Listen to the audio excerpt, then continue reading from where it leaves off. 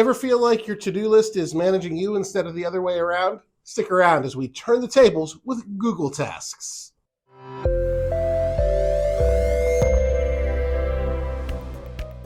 Hi, I'm Mark. Welcome to SkillSprints. We're all about making digital skills your superpower.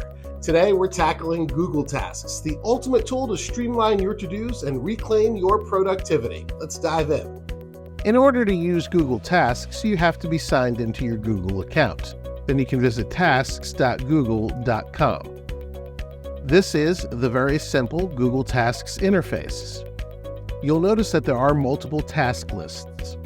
Currently, I have the personal and work task lists displayed. The My Task list is the default task list. I don't use it, so it's not displayed. I find having multiple task lists really helpful from an organizational point of view.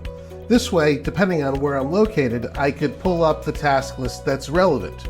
When I'm at work, I pull up the work task list. At home, I have a personal task list that I use. In order to display a list or remove it from the display, I simply check or remove the check. I can create a new list entirely with the Create New List option.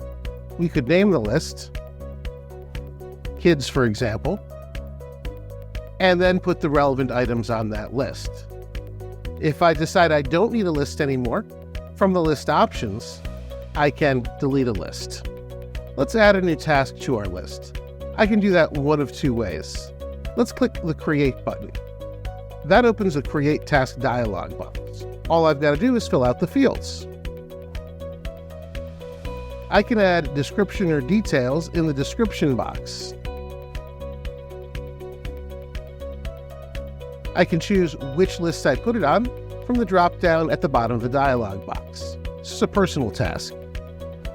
I can also create a task with the Add a Task button on the list. Here, I'll create the task right in the list itself. Optionally, I can set a date and time for the task to be due.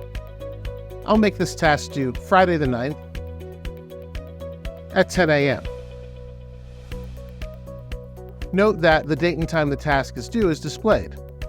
Once I've completed a task, I can simply click Mark Completed. Each list displays the completed tasks at the bottom.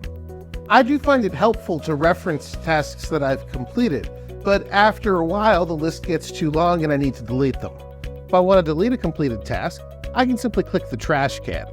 Sometimes I have tasks that are priorities on different lists. This is where starred tasks come into play. You can star tasks on any list and then display them together so you know what your most important tasks are. To star a task, simply click the star icon to the task's right. You can then display all starred tasks together on the starred task list. You can also add a new task that's starred right from this list. Note that because I didn't create my Call Mom task on a list, right now it's only on the starred list. I can edit any task by double-clicking on it. And now I can set a list for this task. Within a list, I can sort the tasks by the order I've entered them in, the date, most recently starred tasks, or I can customize the order by dragging. I can also rename a list later,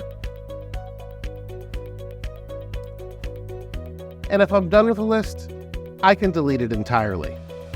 Also from this menu, I can print a list. I find it awfully convenient to print lists and take them with me. Within a task, I can also create subtasks. These tasks are indented below the parent task. Let's say I had to discuss a couple of things with Mom.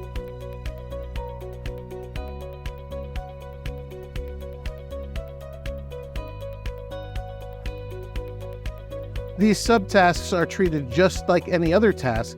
They're simply indented below the parent task. Now, of course, most of us are almost completely digital. That's why Google Tasks has apps for both iOS and Android.